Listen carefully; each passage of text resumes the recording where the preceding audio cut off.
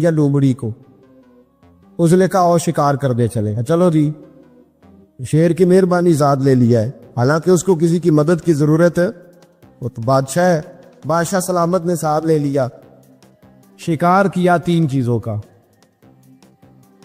ایک شکار کیا خرگوش، ایک ہرن، ایک گائے. اب وہ شکار کر کے واپس آئے تو جو ریچھ تھا نا ذرا اکڑ اکڑ کے چلنے لگا کہ بادشاہ کے ساتھ میں بھی تھا، یعنی شکار میں میرا بھی حصہ. اور شیر بھی سمجھ گیا بات کو کہ اس کا دماغ خراب ہو رہا ہے، حالانکہ میں نے تو ویسے ہی ساتھ لیا.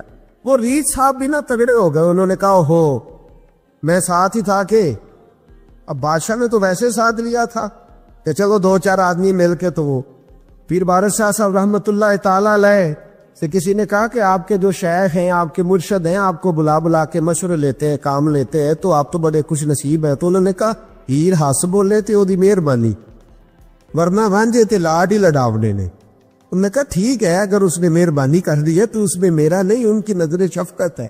ہیر ہس بولے تے وہ دی مہربانی، انہوں نے مہربانی فرمائی ہے تو بڑی کرم نوازی ہے، ورنہ من آنم کے من دانم، جو میں ہوں اس کا مجھے پتا تو ہے ہی نا، تو میں اس میں اپنے آپ کو اتنا بڑا نہیں سمجھ. اس نے نا شیر نے بھانپ لیا، اس نے کہا کہ اس کے ذہن کے اندر بات آ رہی ہے کہ شاید میں کو بلا ہوں، تبھی تو مجھے اسپیشل بادشاہ نے کہا کہ چاہے میرے ساتھ شکار کر دے، میں ہے کوئی میرے اندر بات. اللہ اکبر. اس نے نا آ گئے، بیٹھ گئے. اس نے کہا اس سے بادشاہ نے کہ کیا کرنا ہے، اب شکار تو ہو گیا ہے. اس کے اندر تو سودا سمایا ہوا تھا نا. اس نے کہا جی کرنا کیا ہے، بانٹ کے کھانا چاہیے، بانٹ کے کھانا چاہیے. اس کو بڑا غصہ آیا. اس نے کہا اچھا تو مجھے کمزور سمجھتا ہے، میں جو چاہتا تھا کر سکتا تھا، میں نے تو عذرائے محبت تجھے عزت دی، ساتھ لے لی یار، تو بن کے ہی بیٹھ کے ہے. اس نے کہا اچھا بانٹ کے کھانا چاہیے. کہا بالکل. کہا چلو بانٹو. پھر کیسے بانٹنا ہے؟ ہرن کا اور بکرے کا گوشت ایک جیسا ہوتا ہے، بلکہ ہرن کا زیادہ مہنگا ہوتا ہے، لذیذ ہوتا ہے. اب اس نے تقسیم کیسی کی جی، اس نے چلاکی کرنی چاہیے. کہنے لگا جی تقسیم سیدھی سی ہے، آپ بڑے ہیں، گائے آپ کی. 3 جانوروں کا شکار ہوا نا، گائے، ہرن اور خرگوش. کہنے لگا آپ بڑے ہیں، گائے آپ کی، میں درمیانہ ہوں تو ہرن میرا، اور لومڑی چھوٹی ہے تو خرگوش ہے لومڑی کا.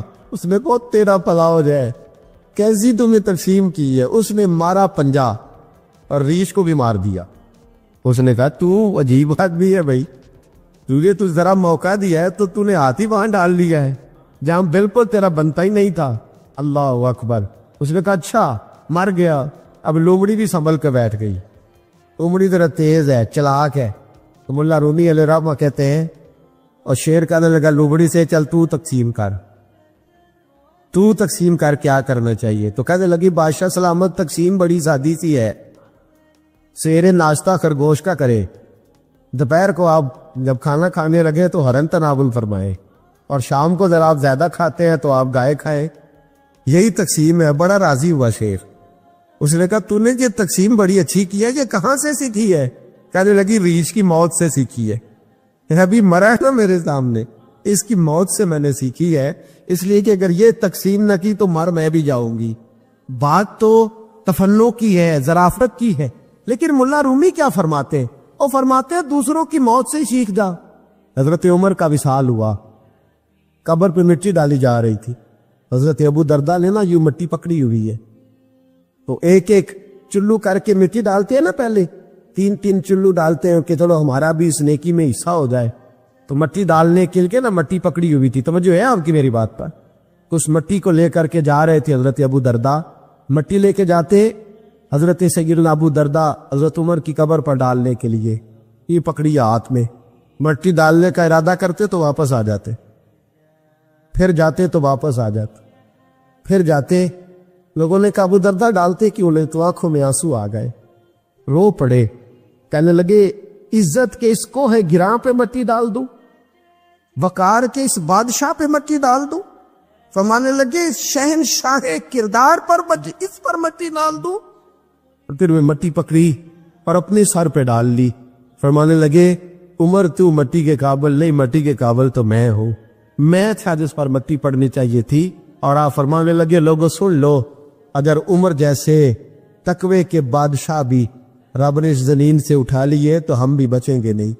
ہم نے بھی اللہ کی بارگاہ میں جانا ہے. اگر اتنے پاک باز لوگ اگر نیکی ہی دنیا میں رہنے کا سبب ہوتی تو یہ پاک لوگ ہمیشہ دنیا میں رہتے. فرمایا اگر یہ چلے گئے تو چلے, ہم نے بھی جانا ہے. جو حضور کی پناہ میں آ جاتا ہے نا وہ بچ جاتا ہے. اللہ کرے آپ کو سمجھ آئے میری بات کی. جو حضور کی پناہ میں آ جاتا ہے وہ جو دنیا دار رہتا ہے, مالدار رہتا ہے, حضور کی پناہ میں نہیں آتا وہ بے سکون رہتا ہے. فرماتے یہاں دنیا میں بھی حضور کی پناہ میں آ جاؤ, آج لے ان کی پناہ. اور آج دلیل آپ نے ابن ماجہ کی حدیث لکھی ہے, حضرت تمیم داری حدیث کے راوی ہیں, اعلیٰ حضرت نے لکھی ہے. فرماتے ہیں جو حضور کی پناہ میں آیا بچ گیا. دلیل دیتے ہیں, فرمایا انسان جانور بھی آتے تھے تو بچ جاتے تھے. حضرت تمیم داری رضی اللہ تعالیٰ عنہ فرماتے ہیں کہ ہم کھڑے تھے, ایک اونٹ دوڑتا ہوا آیا. نبی کریم صلی اللہ علیہ وسلم کے پہلے اس نے قدموں پہ سجدے کیے. صحابہ کہنے لگے حضور ہمیں بھی اجازت دیں. فرمایا وہ تو بے زبان ہے, اسے تو پتہ کوئی نہیں, پیش نظر ہے وہ نو بہار, سجدے کو دل ہے بے قرار, روکیے سر کو روکیے یہی تو امتحان ہے. فرمایا اسے کیا پتا, تم تو مکلف ہو شریعت کے, تمہیں اجازت نہیں ہے. اور اعلیٰ حضرت نے 2 ٹوک لکھا ہے. فرمایا سوائے خدا کے کسی کو تعظیمی سجدہ بھی حرام ہے. یہ نوٹ کر لیں میری بات.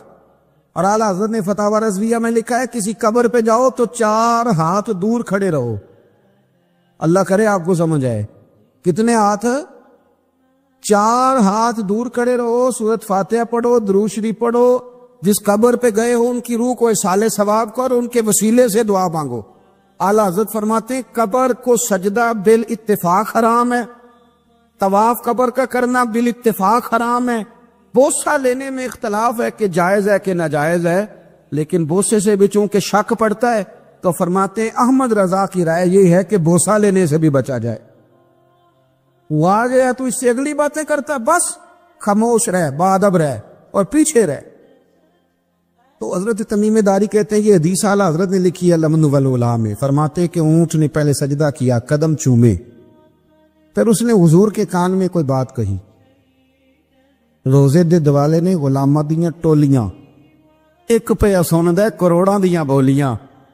یعنی اونٹ نے بات کی تو حضور نے وہ بھی سن لی. اعلیٰ حضرت کہتے ہیں جو پناہ میں آتا ہے بچ جاتا ہے. کہتے ہیں رسول کریم نے نا اونٹ کی پشت پہ ہاتھ پھیرا اور اللہ کے محبوب فرمانے لگے فکر نہ کر, اب تو آ گیا ہے نا, تو جیسے تو کہے گا ویسے ہی ہو جائے گا, جیسے تو کہے گا ویسے ہی. ابن ماجہ میں موجود ہے, پر میں جو کہ فاضل بریلوی رحمت اللہ علیہ کی کتاب سے پیش کر رہا ہوں الامن والاولا سے, تو میں اسی انداز میں پیش کر رہا ہوں جس انداز میں وہاں ہے. حضرت تمیم داری کہتے ہیں کہ ہماری سمجھ میں بات کوئی نہ آئی. تھوڑی دیر گزری تو کچھ لوگوں نے ہاتھوں میں رسیاں پکڑی ہیں, خنجر پکڑے ہیں, دوڑے آئے, یا رسول اللہ یہ ہمارا اونٹ ہے. حضرت تمیم داری کہتے ہیں میں نے دیکھا کہ جب وہ آ گئے نا خنجر لے کے تو اونٹ حضور کے پیچھے چھپ گیا. آج لے ان کی پناہ, آج مدد مانگ ان سے, وہ حضور کے پیچھے چھپ گیا. تو کہتے ہیں کہ نبی کریم صلی اللہ تعالی علیہ وسلم نے فرمایا کیا مسئلہ ہے بھائی؟ یا رسول اللہ ہمارا اونٹ ہے.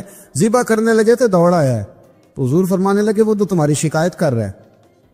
وہ کہتا ہے یا رسول اللہ میں نے برسوں ان کی نوکری کی, برسوں میں نے بڑی نوکری کی. صحیح کہتا ہے یا رسول اللہ؟ ٹھیک کہتا ہے. حضور اب بوڑھا ہو گیا ہوں, تھوڑا زیادہ بوجھ نہیں اٹھا سکتا, تو مجھے ذبح کر کے کھانا چاہتے ہیں, میں مرنا نہیں چاہتا. نبی کریم فرمانے لگے اچھے لوگ یہ صلہ دیتے ہیں. انہوں نے عرض کی حضور آپ حکم کر دیں, ہم اس کو چھوڑ دیتے ہیں یا رسول اللہ, نہیں ذبح کریں گے, خدمت کریں گے. حضور فرمانے لگے نہیں اب میرے پاس آیا ہے نا, اب میں نے واپس نہیں کرنا. آج ہو گیا ہے, آج لے ان کی پناہ, آج مدد مانگ ان سے, آج ہو گیا یا رسول اللہ پھر رکھ لیں. حضور نے فرمایا نہیں بھائی پیسے بتاؤ کتنے. یا رسول اللہ نہیں کچھ نہیں. نبی کریم علیہ السلام نے فرمایا نہیں بتاؤ کتنے, بتاؤ کتنے. انہوں نے کہا حضور ایک دفعہ ریٹ لگایا تھا تو 100 دینار لگا تھا. حضور نے فرمایا بلال دے دو 100 دینار. 100 دینار دے دیا.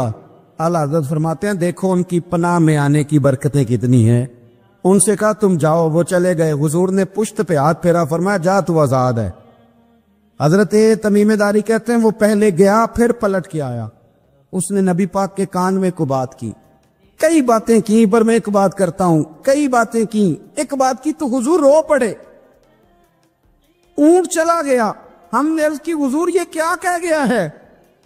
تو محبوب فرمانے لگے یہ کہہ گیا یا رسول اللہ جس طرح آپ نے مجھے چھری سے بچایا ہے، میں دعا کرتا ہوں اللہ آپ کی امت کو جہنم سے محفوظ فرمائے.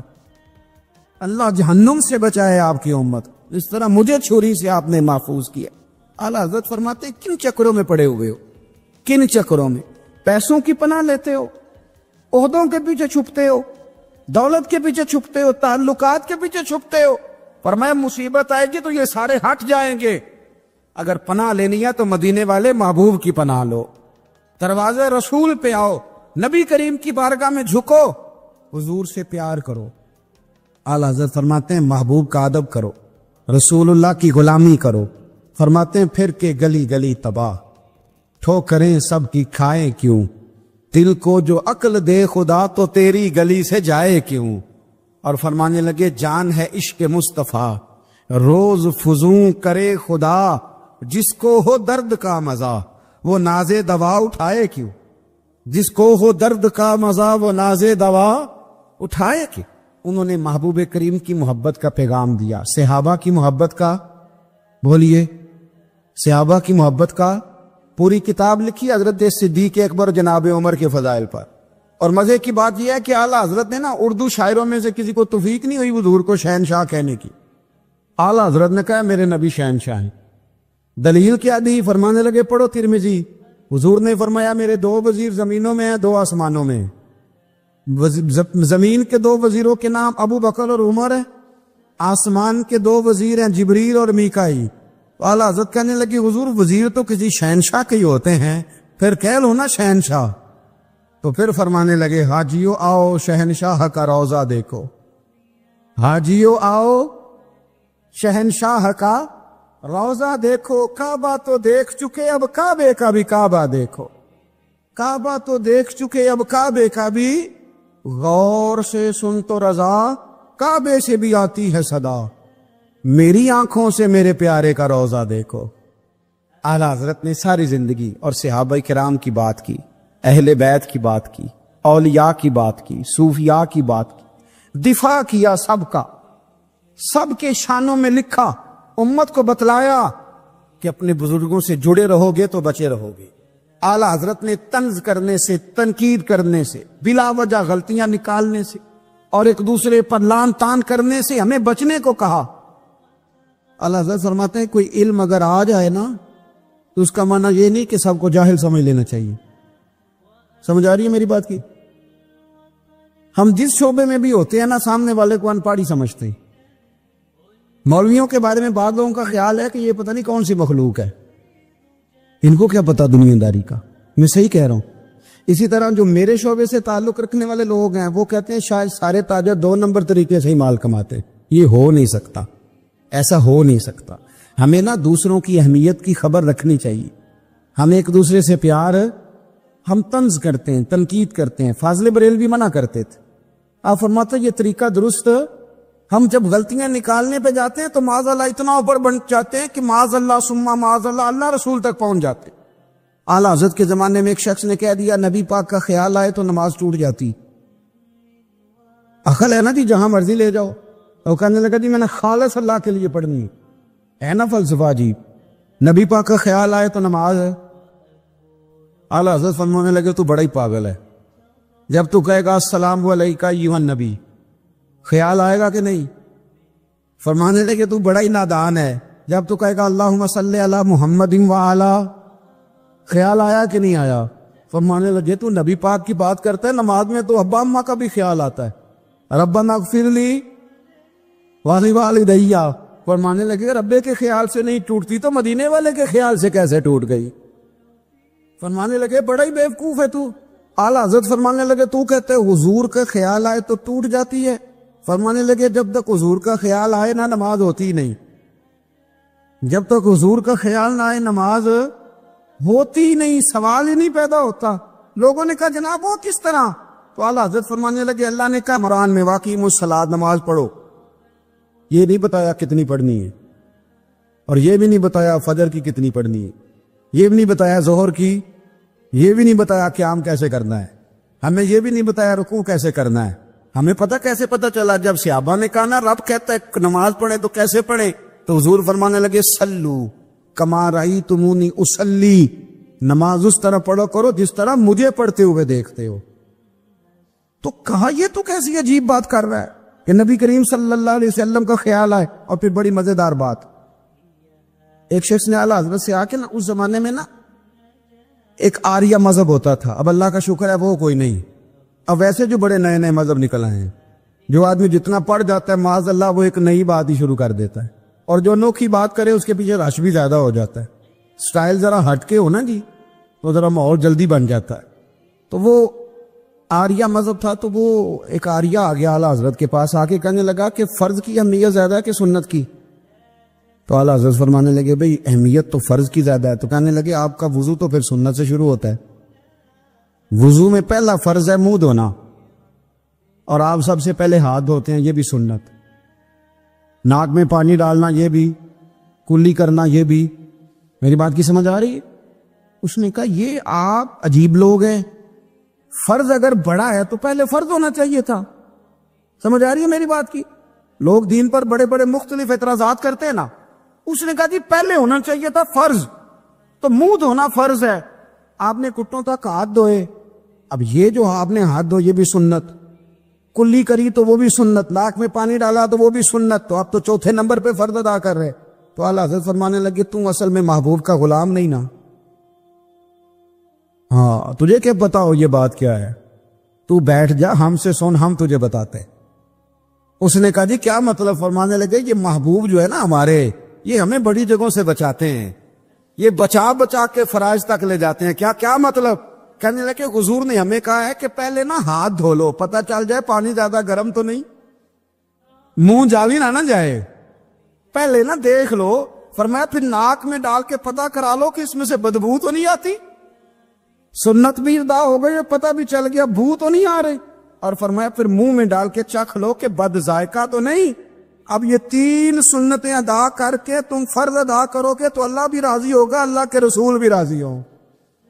میرا پسندیدہ موضوع ہے اعلیٰ حضرت پہ بات کرنا. اب میں مطلب کون سی بات چھیڑوں اور کون سی چھوڑوں، آپ ذرا غور کریں. ان کو نا بات منمانی بھی آتی تھی. اعلیٰ حضرت کا فتویٰ ہے کہ جمعے کی دوسری اذان جو ہے نا وہ خطیب کے سامنے کھڑے ہو کے نہیں دینی چاہیے، باہر دروازے پہ دینی چاہیے. اعلیٰ حضرت رحمت اللہ علیہ نا جبل پور چلے گئے، سفر تھا، وہاں آپ کے 2 خلفاء تھے، باپ بیٹا مولانا عبدالسلام بھی خلیفہ تھے، مفتی برہان اللہ کو ان کے بیٹے وہ بھی خلیفہ تھے. فاضل بریلوی جب وہاں پہنچے نا، عالم وہ نہیں ہوتا کہ جو بات لچھے دار تقریر کر کے تو گزر جائے. عالم وہ ہوتا ہے جس کو بات کرنی بھی آتی ہو اور ذہن میں اتارنی بھی آتی ہو. وہ شخص ہے جو پختہ علم رکھتا ہو، اسے پتا ہو کہ کس حکمت کے ساتھ لوگوں کو بات سمجھانی ہے. کلم الناس علی قدر عقولہم، اگرچہ مدرسین کی بھی بڑی بات ہے لیکن ٹھہر کر طریقے سے پیار سے ہمارے بزرگ سمجھاتے تھے. اعلیٰ حضرت سے وہاں کسی نے پوچھا جی جمعے کی دوسری اذان کہاں پڑھنی چاہیے؟ تو اعلیٰ حضرت فرمانے لگے باہر پڑھنی چاہیے. آپ نے وہ فتویٰ دے دیا، وہاں جناب لڑائی شروع ہو گئی. وہاں لوگوں نے کہہ دیا جناب ہمارے ہاں 40 سال سے ہو رہی ہے، کسی نے کہا 35 سال سے. اعلیٰ حضرت فرمانے لگے دین تجربے سے نہیں آتا، دین علم سے آتا ہے. یعنی 40 سال تجربہ ہو گیا تو اس کا مطلب ہے آپ عالم ہو گئے. دین کا تعلق تجربے سے وہ علم سے ہے. وہ بحث ہو گئی. اعلیٰ حضرت نا انگریز کی عدالت نہیں جاتے تھے، فرماتے تھے عدالت تو وہ ہوتی ہے جہاں عدل ہوتا ہے، آپ اس کو کچہری کہتے تھے، عدالت کہتے نہیں تھے، اور کبھی گئے ہی نہیں تھے. انہوں نے مقدمہ کرا دیا، اعلیٰ حضرت نے پرچہ کٹوا دیا جی مولانا نے فساد کرا دیا. اب وہ جج مسلمان تھا، اس نے ریڈ کر لیا. وہ جو نائب قاصد نہیں، وہ ادری جس کو کہتے ہیں آوازیں دیتا ہے، فلاں بن فلاں حاضر ہو، وہ اعلیٰ حضرت کا مرید تھا. آپ نے اسے بلا کے نا تو ساری بات سمجھا دی، وہ سمجھ گیا کرنا کیا ہے. جب باری آئی نا اعلیٰ حضرت کی تو جج صاحب نے کیس پہلے پڑھ لیا تھا کہ یہ مسئلہ ہے. مولانا کہتے ہیں اذان باہر پڑھو، تو کچھ لوگ کہتے ہیں سامنے پڑھنی چاہیے. اس نے کہا بھی بلاؤ مولانا رضا علی خان ولد نقی علی خان.